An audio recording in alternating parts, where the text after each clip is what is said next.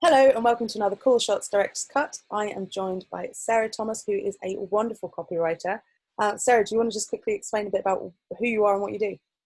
Yeah, sure. I am a storytelling copywriter. So my background started in theatre and script writing, and now I'm transferring those skills over to small businesses to help them market themselves better. No more boring content.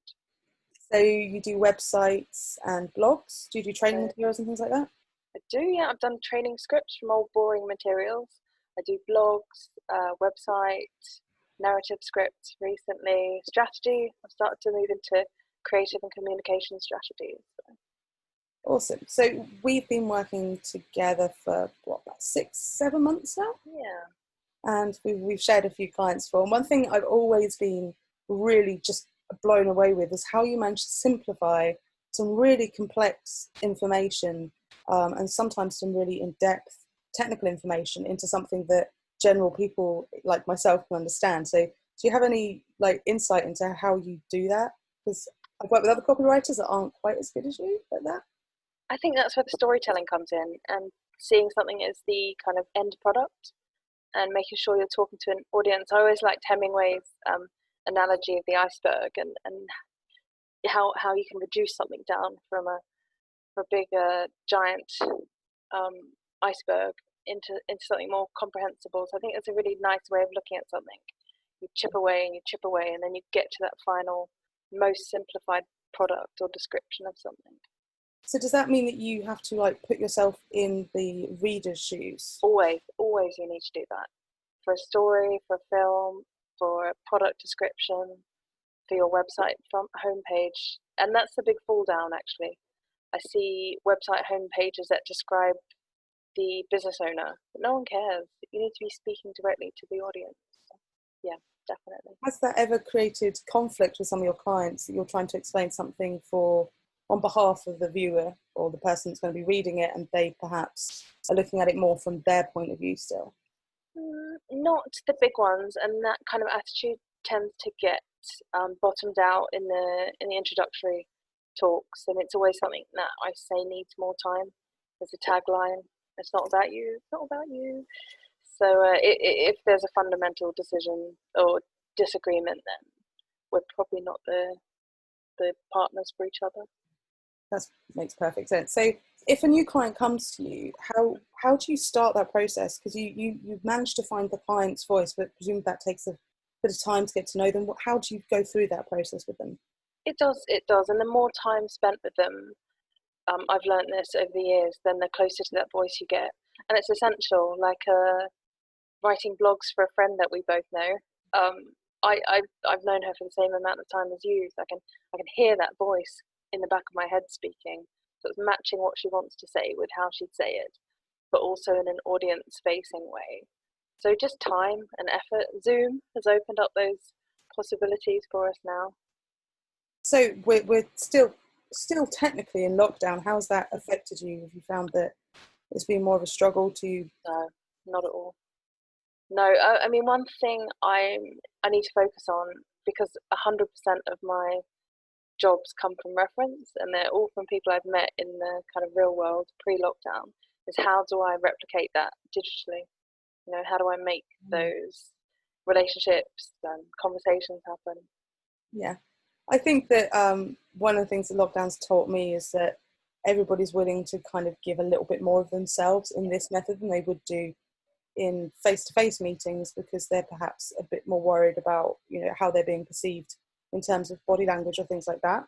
And I think Yeah, getting a lot more honesty from people through a screen, actually, because there's that level of I think relaxation, yeah, also you know, that's it's making it a bit easier for everyone.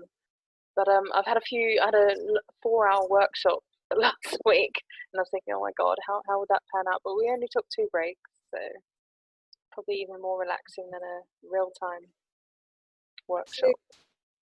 with all the writing that you've done and everything, what are the things that you're most proud of in with all the writing you've done, whether it's creative or for a client? Where do you see, obviously there's value to everything that you provide your clients, but what makes you feel that you and your skills are valuable and helping people? I think when I take something and I reframe it in a way that my client hasn't thought of, and it might not even be me. It's just having that third party look at what you're doing with fresh eyes, and just the happiness. They're like, oh my god, I never saw myself like that, but you're right. And little phrases here and there.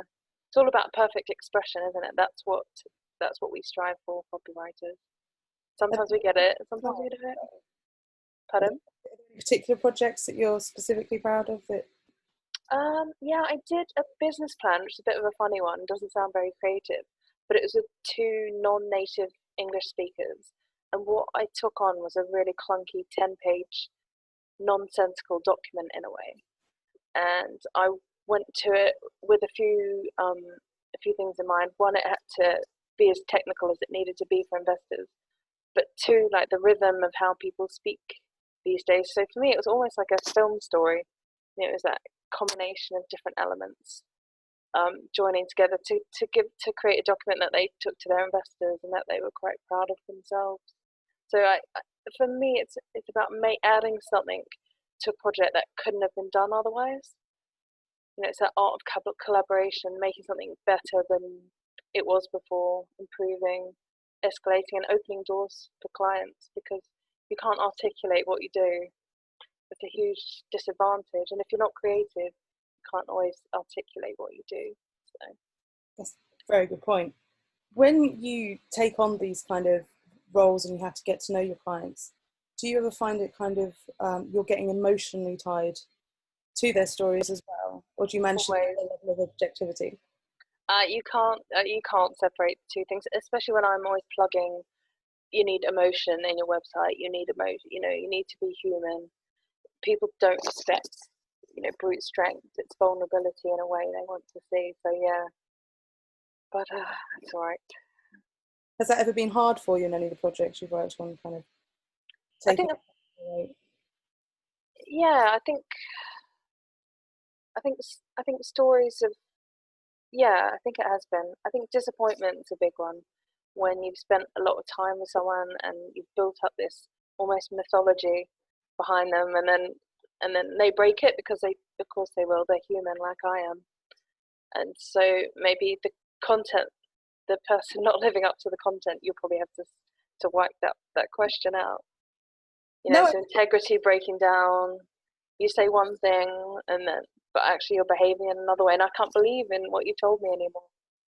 So, yeah, I think that's a problem across branding altogether, though. I think it's a really good point with branding, and it falls not just down to the copy that you use, but the images and the videos and anything you put online that represents yourself. If you break away from that image in a way that's destructive, it's going to cause problems, and not just for you, but for everybody that's associated with your brand, whether that's suppliers, customers, or any of that. So I think that's a really good point, and I guess that starts with the copy. What you say is what you need to do. Otherwise don't say it. If you're not kind of being consumption conscious, don't portray yourself as an environmentalist. You don't have to be that person, but you do have to be honest, and you have to have integrity. I think you have to live up to the standards that you've set. Yeah, exactly. I think that's a really fair point, and I think that we've seen a lot of that problem in branding, especially through lockdown, and people behaving perhaps not in the way that they're branding. So, that's absolutely fine. So with that in mind, what are the sort of what advice would you give anybody that's perhaps looking to redo their website or create kind of marketing materials in written form like blogs?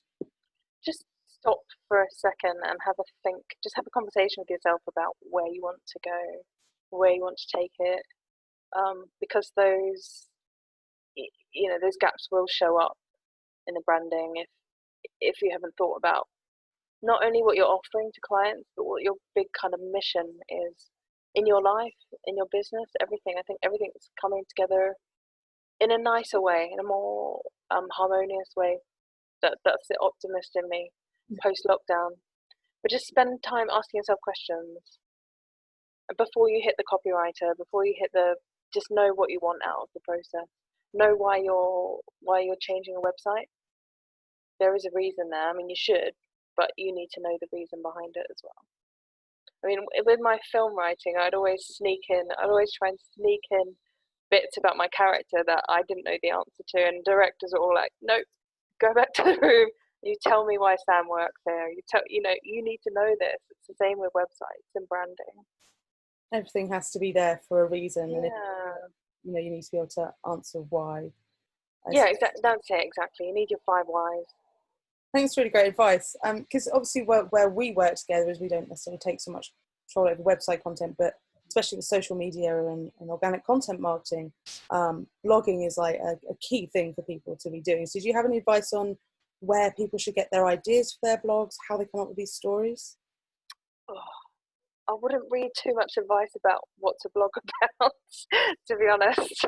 I'm kind of, because I write on Medium, I just read too many how-to documents now, and it fizzes my brain. And when I take a step back, I remember what I'm doing and why I want to do it and the kind of people I'm dealing with. That's where the answers will come from.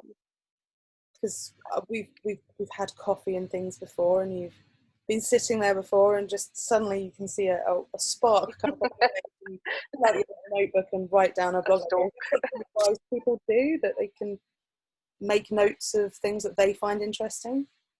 Just be aware.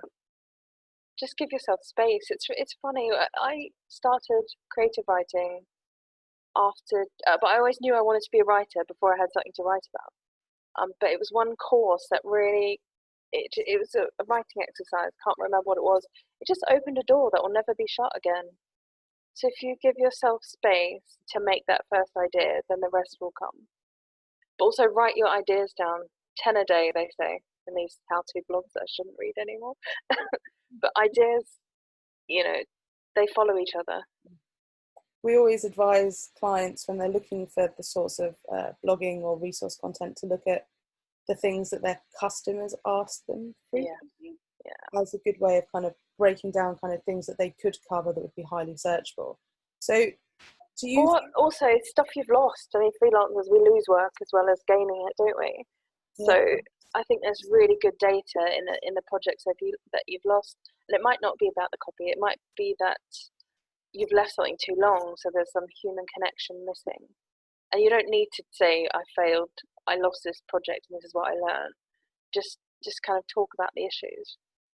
I think that's brilliant as well, because I think that also leads to that level of authenticity that we were talking about earlier, in having a natural voice, that you're not just talking about all your successes, you're talking about some of your failures as well. That's so important right now, I think. I mean, there's so many of the same success stories circulating, isn't there? Steve Jobs, Elon Musk, other people I've forgotten now. But we've heard those stories. Everyone has heard those stories. Move on to something else, maybe that you've experienced or someone else has experienced. I'm really obsessed with the eBay founder at the moment. Any reason why? So yeah, because he's not a household name yet. He's created something that we use, like Google. So what's the? I don't know who the owner is. I discovered this a few weeks ago, and then I wrote my blog about eBay. I just thought, what's going on that Elon Musk is in our kind of consciousness? What did he do? PayPal. So without eBay, maybe PayPal had. It's just interesting who owns their narratives in the public space, and who maybe willingly has not lived such a public life, and how control are we of the stories that make it into our narrative? That's a fair point, because can eBay get in trouble for the behaviour of its owner? Potentially not, because no one knows who his owner is, but so maybe that's the secret. This is a really good point, that sometimes necessarily being front and centre of your brand isn't necessarily the way to go. But I think when it's small businesses dealing with small businesses, and on the sort of level that we're at, that level of personality and authenticity is really, really important. Yeah. When you get to eBay level size, you can kind of hide behind the brand or the public usage, the fact that we can't live without it anymore. But I think there's a point there for me in hunting stories down. You don't have to just write about your own blog. Write about your own business. Write about things that you find interesting, that your customer are going to find interesting. If you've got a human element to the stories, and they're well written, not boring, not too many adjectives, then you'll probably have readers. Not too many commas either. Oh no. And varied sentences, please. So, and I need to write a blog about this. I saw a phrase in something the other day saying it goes without saying. Well, if it goes without saying, why are you bothering taking out words and saying it in this paragraph? Really got on my nerves. That is a fair point. The whole phrase "it goes without saying" is a kind of superfluous. Hello. Yeah. Get it out of there. So if people want to find out more about what you do, or are looking to get some advice from you, some help from you about their content, what sort of process do you put out there? What's the best way for them to get in touch with you? What would you do? Would you arrange a one-to-one with them, or how would that work? Yeah. So I'd arrange a short one-to-one with them. Normally people have already seen my website by the time they hit, so I'd probably direct them there, because if it's corporate, if it's like a super shiny thing you're after, I'm not your person. I'll write to your voice, but also I think it needs to be a matching of styles. So they've normally been at my website, they've normally seen my post on LinkedIn, and then they come in for a one-to-one. Awesome. And that's for kind of any sort of, whether they need blog or they need training materials or brochures, written, you can put anything. I do believe you are doing an email marketing kind of course that we might have attended. Do you want to talk about that quickly? Because I thought it was great, and I've heard great things from Chris about it as well. Oh, thank you. Do you know what? I'm going to change it because I think it's a bit intensive. I don't think anyone's finished it, so I think an email a day, it just becomes a bit in your face and easy to ignore. So I'm currently changing it into a book, which I will send to all the attendees, so someone can dip in and out whenever they want. Like an ebook? Like an ebook, exactly. People can get that through your website? Nearly. They can email me and I can put them on the waiting list. Definitely. Well, by the time this video goes live. Ah, yes. Yes, actually, this is just elevated up my to-do list. I'll tell you what, as soon as Sarah's new book is available, we'll make sure we add it to the description of this video. So make sure you check that out below, and the blog. But otherwise, just quickly give us a bit of insight into what the book's about, because I know, because we've taken the course, but quickly just tell the audience what that's about. So it's based on a lot of time spent with tiny businesses who don't have a marketing budget, but also don't have many ideas about the possibilities of marketing their business. So it's an idea. It's 31 different prompts and templates to create your own digital marketing content. That sounds probably confusing to some people, but all I can. Oh, does it? So it's 31 ideas to make blogs and. It doesn't sound confusing. I think you undersell it a bit, because the way Sarah writes and the stories that you're telling there, and the way that you show those learning points in real life stories that people can actually relate to, I think is really, really incredible. And Chris has said the same thing to me, that one of the things that stood out about your course above all these is that it is very relatable, and it's funny. You were funny in your writing.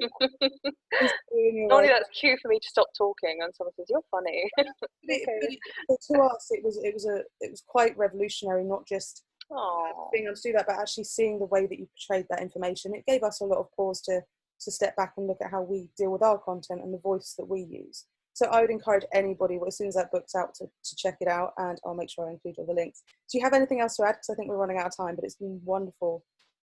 No, I've just been thinking a lot about storytelling recently, and I know that's in my business name, but the ways that we can engage people through storytelling, I don't think it's properly explored. I know it's a buzzword in marketing at the moment, but just give it some thought. Think, is information, is your website, is it being conveyed in the best possible way, and could a story help it along a bit more? And if in doubt, get in touch with you. So anytime. So what we'll do is we'll put all your contact details and your website and everything in the comments below. So please do make sure you go and check out Sarah there. And we'll also add the social media channels when Sarah's back online. Thank you so much for joining us today, Sarah. It's been a pleasure with you. And I look forward to speaking to you again soon. Yes, as ever. Pleasure. Thank you.